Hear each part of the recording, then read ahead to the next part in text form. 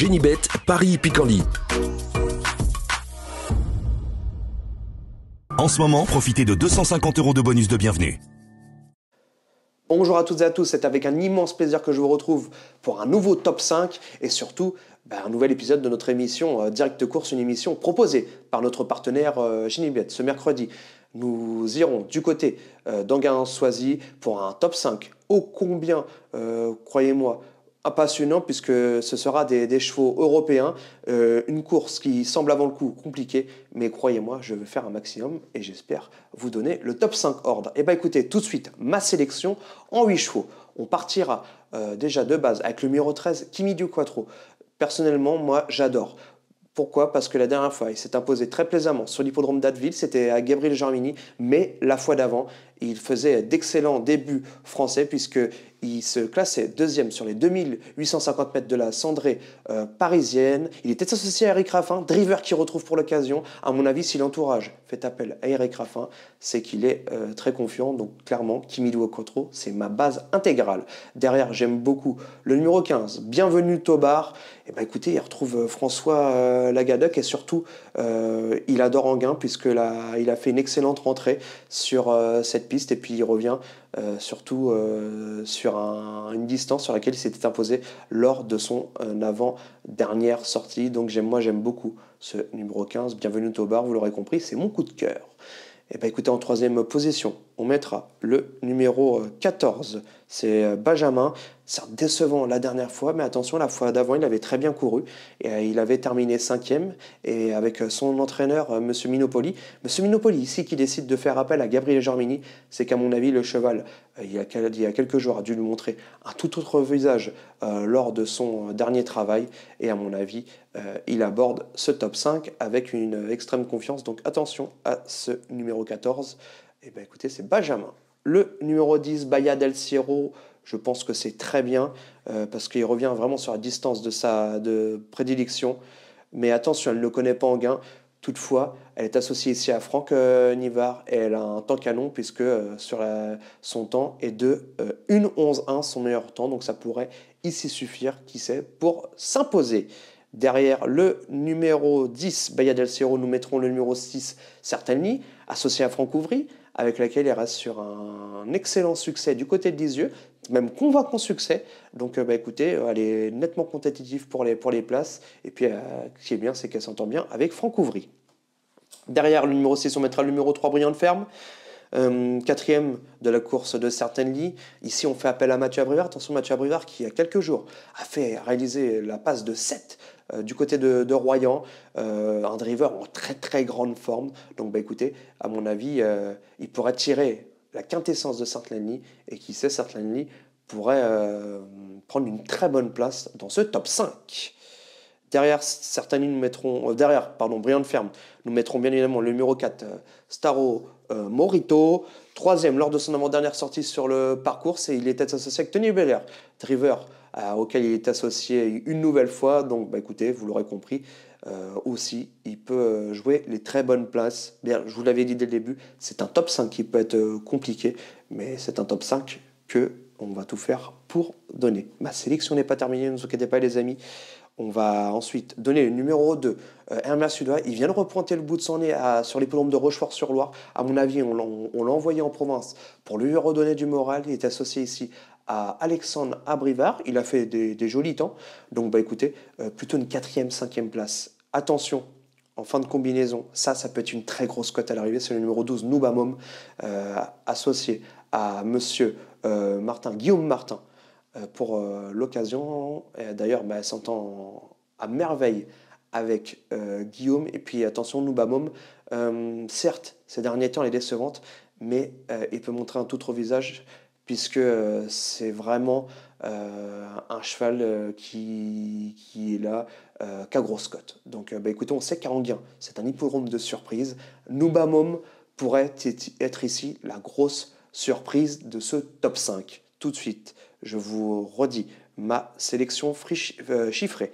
Le numéro 13, Kimi du Quattro. Le numéro 15, Bienvenue Tobar. Le numéro 14, Benjamin. Le numéro 10, Bahia del Cielo. Le numéro 6, Certainly. Le numéro 3, Brillant de Ferme. le numéro 4, Start Morito, le numéro 2, Hermès Ludois, et on termine avec le numéro 12, Noubamom. Et bah écoutez, tout de suite, mes coups de cœur. En ce moment, profitez de 250 € de bonus de bienvenue. Mes coups de cœur pour la réunion de ce mercredi. Bah écoutez, on partira déjà en réunion 3 du côté de Vichy. J'aime beaucoup le numéro, le 107 Ultimate Fight qui reste sur 2 quatrièmes places. Une chose est sûre, si la piste est très souple du côté de Vichy, il va se régaler. Et écoutez, je ne serais pas surpris de le voir s'imposer. Clairement, c'est ma préférence de cette réunion. Après, nous irons, eh bien, écoutez, dans la quatrième épreuve, le 401 Kinada, qui ira sur la bagatelle de 3 succès. L'entraînement très en forme de Jérôme Régnier, qui à chaque fois quand il vient à Vichy, eh bien, écoutez, au moins on repart avec une victoire. Et puis d'autant plus qu'elle est associée ici à Antonio Orani. Qui pour contrer le 401 Kinada? Bah écoutez, pourquoi pas Too Good Force Cool, l'entraînement Janakova Kuplikova, et bah écoutez, qui fait toujours bien ses courses. Une chose est sûre, va aimer le terrain. Hugo Beignet, Jana Koplikova, c'est un super tandem qui réussit très bien. Moi j'aime beaucoup, vous l'aurez compris, le 401 et le 403. Je répète à Vichy, R3, le 107 Ultimate Fight, le 401 Kinada, ainsi que le 403 Too Good Force Cool. Ensuite, eh bien, écoutez, nous reprendrons la direction pour une belle réunion du côté de Clairefontaine, la R4. Pour moi, le penalty de la journée. Attention, penalty entre parenthèses parce qu'une course n'est jamais courue d'avance. Le 101 Alcantor, qui ici va trouver une distance correspondant plus à ses aptitudes. Une Kazakh en grande forme puisque c'est la Kazakh des Ors de Rothschild. Et puis la monte de Michael Barzana avant le coup. Pour moi, c'est vraiment top. Alcantor, c'est clairement mon cheval de la réunion, le 101 Alcantor. Attention, dans la troisième, ce n'est pas le cheval de tout le monde, mais c'est le mien. C'est le 308 Nottingham, des origines allemandes. Croyez-moi, quand le terrain est bien lourd, il faut faire confiance aux entraîneurs allemands.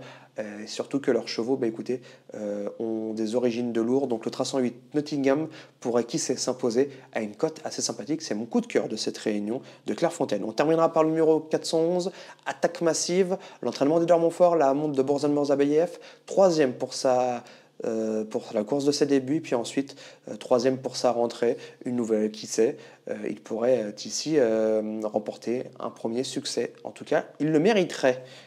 Je répète, R4 Clairefontaine, le 101 Alcantor, le 308 Nottingham et le 411 Attaque Massive.